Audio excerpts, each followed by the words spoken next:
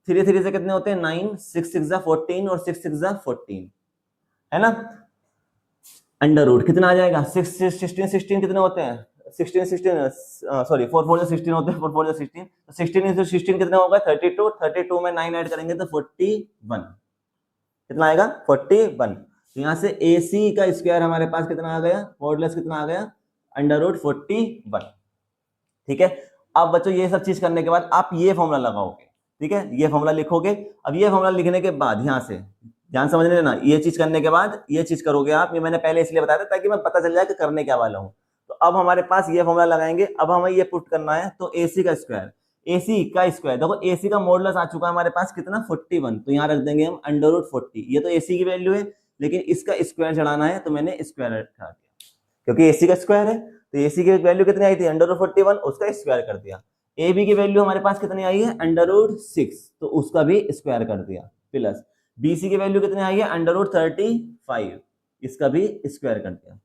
Square करने से root क्या हो जाता है हट जाता है, तो कितना आ गया 41, इसका भी रूट हट जाएगा कितना आएगा 6, इसका भी रूट हटेगा कितना आएगा 35, तो 41 इज इक्वल टू कितना आ गया 41 आया या नहीं। तो 41 इज इक्वल टू कितना आ गया 41।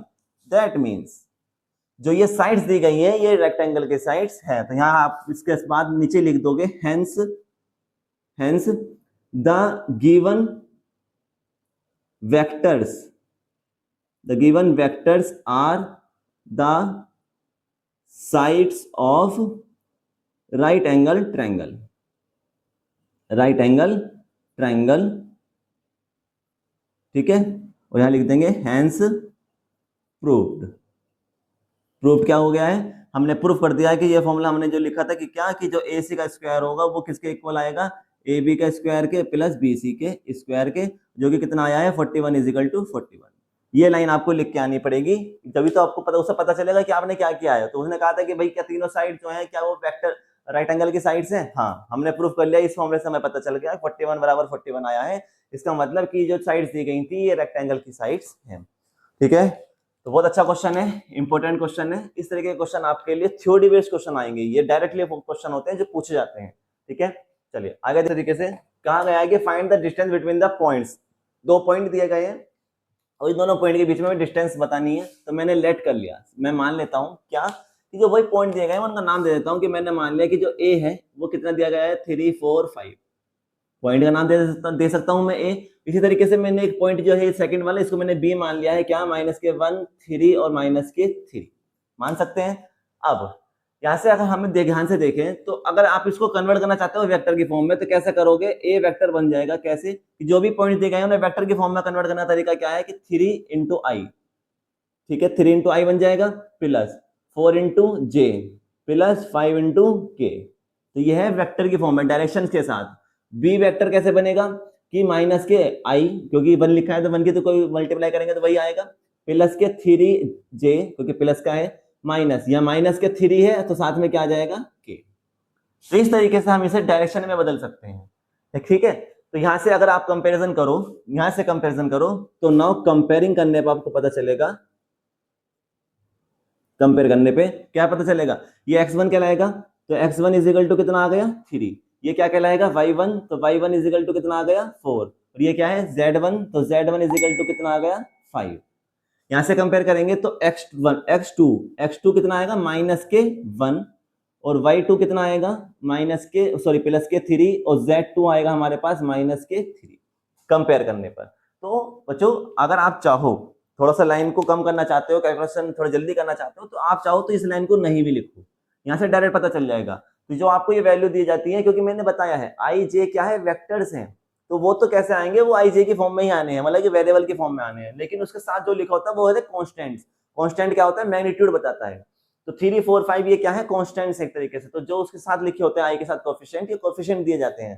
तो डायरेक्ट भी लिख सकते थे आप कि ये x1 हो जाएगा, ये y1 या z1, ये x2 y2 और z2। तो आपके पास दोनों तरीके से बता दिया मैंने। आप चाहो तो इस तरीके से लाइन लिखकर भी यहाँ कंपेयर कर सकते हो या डायरेक्ट भी लिख सकते हो कि we have x1 y1 z1 x2 y2 z2। Value मिल गई। वैल्यू मिलने के बाद हमें पता है डिस्टेंस बिटवीन द 2 पॉइंट, उसका फॉर्मूला हमें पता है, अभी हमने देखा था क्या होगा पॉइंट, क्योंकि मैंने क्या माने थे, ए बी माने हैं, तो ए बी की डिस्टेंस निकाल लूंगा, ए पॉइंट मानना है और बी आना है, तो मैं ए बी के बीच में डिस्टेंस निकाल लूंगा, क्या, अंडर रूट, मैंने बताया था x2 माइनस x1, अभी फॉर्मूला लिखवाया है, प्लस y2 माइनस y1 का square plus z2 minus z1 का स्क्वायर, ये हमने अभी अभी देखा है। यहाँ से वैल्यू बस पुट करनी है, x2 कितना है हमारे पास माइनस के 1 और x1 कितना है माइनस के 3, इसका स्क्वायर आ जाएगा, प्लस y2 कितना है हमारे पास 3 और y1 कितना है 4 का स्क्वायर आ जाएगा, प्लस z2 कितना है माइनस के 3 और z1 है हमारे पास 5, तो इसका भी स्क्वायर। बस सोल्व कर सकते हैं इसको, ये माइनस के 1 और माइनस के 3 कितना हो गया माइनस के 4, तो माइनस का 4 का स्क्वायर प्लस 3 में से 4 जाएंगे तो माइनस के 1 का स्क्वायर प्लस 3 और फिर दोनों माइनस के हैं तो माइनस के 3 और माइनस के 5 कितना होगा माइनस के 8 का स्क्वायर। ओके, यहां करता हूं आगे, सामने क्या चल रहा है ए बी, तो A B is equal to, देखो क्या आएगा, 4 का स्क्वायर कितना होता है 16 प्लस 1 का स्क्वायर कितना आएगा 1 प्लस 8 का स्क्वायर कितना होता है 64 अंडर रूट में, यहां से ऐड करो इसको थोड़ा सा और, तो 64 और 60 कितना हो गए 64 और 6 70 होता है, 70 और 10 80, 80 प्लस 1 कितना हो गया 81। अब हमें पता है कि बच्चों 81 किसका रूट होता है, 81 को क्या लिख सकते हो 9 इंटू 9 लिख सकते हो, तो यहाँ से ए बी की वैल्यू आ गई कितनी 9। अगर उसको नई यूनिट दी होती सेंटीमीटर मीटर तो मैं लिख देता, क्यों यूनिट नहीं दी, जो है जो डिस्टेंस होती है, डिस्टेंस पूछिए तो डिस्टेंस मीटर सेंटीमीटर किसी न किसी में होगी, तो अगर कुछ दिया है तो अच्छी बात है, मीटर सेंटीमीटर कुछ दिया है तो लिख देंगे, अगर नहीं दिया है तो आप यहाँ पे क्या लिखोगे यूनिट, तो ऐसे नहीं छोड़ के आएंगे, ठीक है, क्या लिखेंगे यूनिट, 9 यूनिट, यूनिट का मतलब कुछ भी रख सकते हैं, वो मीटर मान सकते हैं, सेंटीमीटर मान सकते हैं, कुछ भी मान सकते हैं, तो आप जब डिस्टेंस निकाल के आओ तो डायरेक्ट ऐसे ब्लैंक छोड़ के नहीं आना है, उसके साथ यूनिट लिख के आना है, अगर कुछ नहीं मिला है तो क्या मिलेगा यूनिट लिख के आएंगे, ठीक है, समझ में आ गया क्वेश्चन।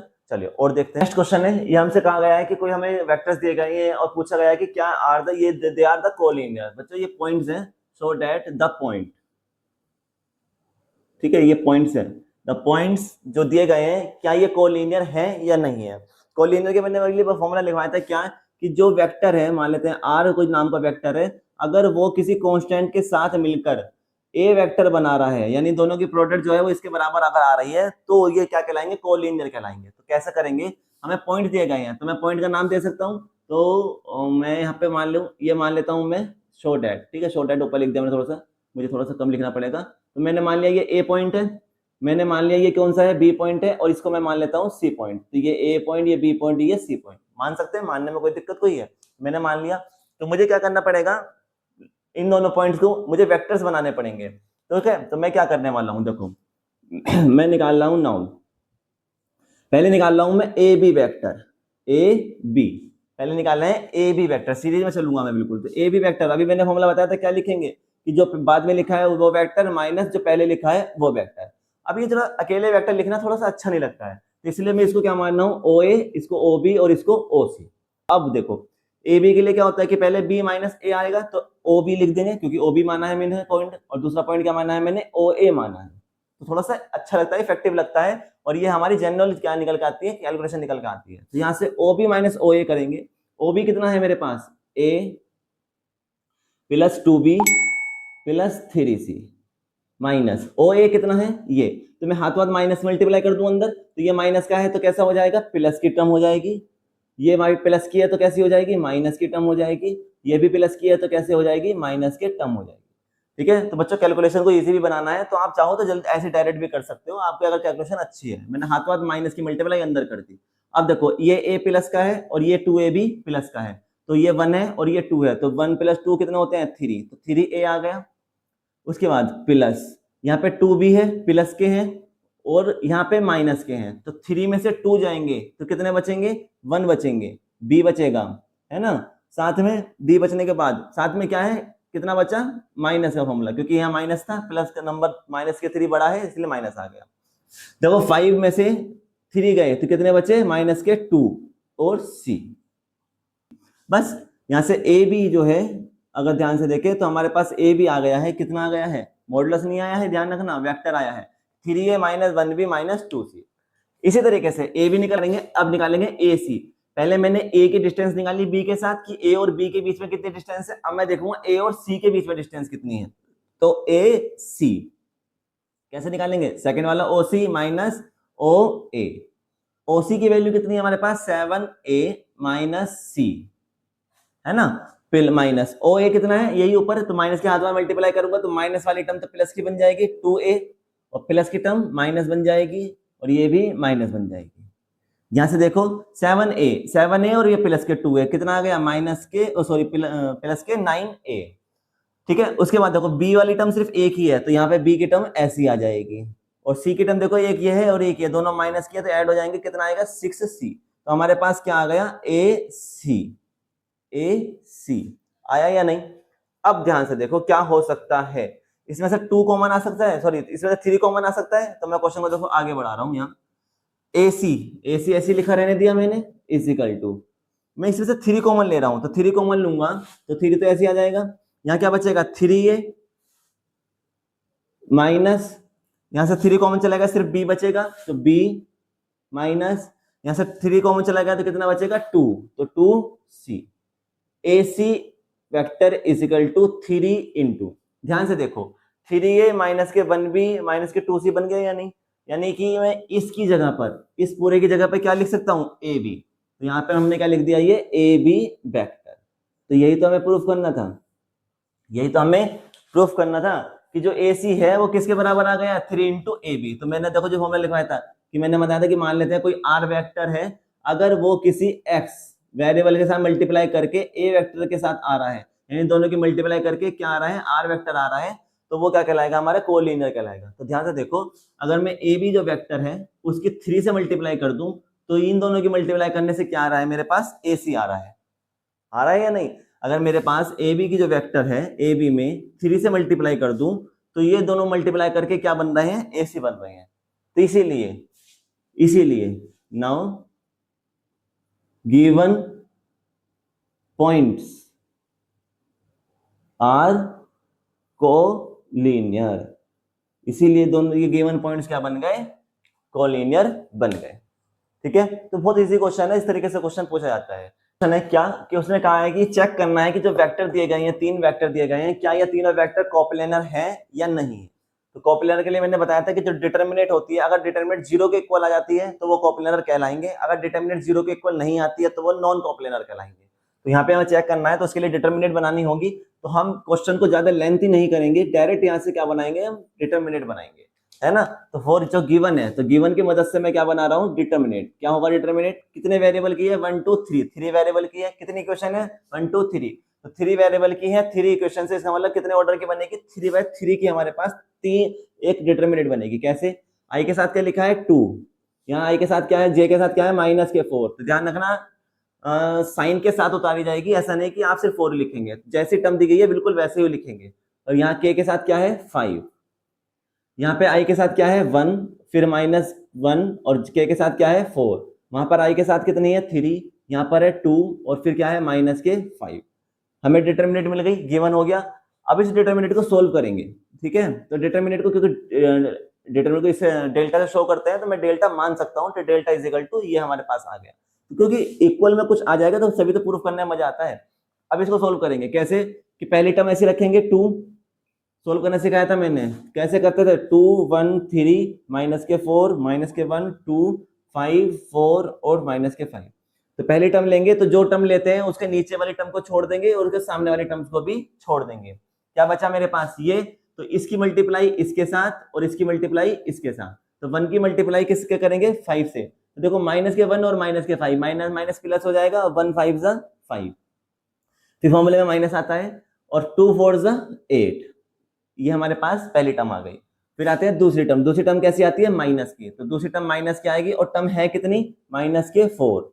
ध्यान रखना फॉर्मूले में क्या आता है माइनस आता है, कैसे आता है ये मैं आपको सिखा चुका हूँ, आप डिटरमिनेट की मेरी वीडियोस देख सकते हो, वहां पे मैंने बहुत सारे क्वेश्चन कराए हैं डिटरमिनेट पे सोल्व करके, तो वहां से आप चेक कर सकते हो। अब आते हैं फिर से इस पर, अब हमने कौन सी टर्म ली है सेकंड टर्म कैसी है माइनस की है, तो माइनस के 4 लिखा, और क्योंकि फॉर्मूले में माइनस आता है तो माइनस लिखा, ठीक है। अब इसको सोल्व करेंगे कैसे, सेकंड टर्म लिया तो इसके ऊपर नीचे वाले आइटम छोड़ देंगे और इसके आमने सामने वाले वेरिएबल को भी छोड़ देंगे, क्या बचा 1, तो 1 की किससे होगी पहले 5 से, तो 1 के 5 से करेंगे क्योंकि ये प्लस का है और ये माइनस का है, तो कितना आएगा माइनस के 5।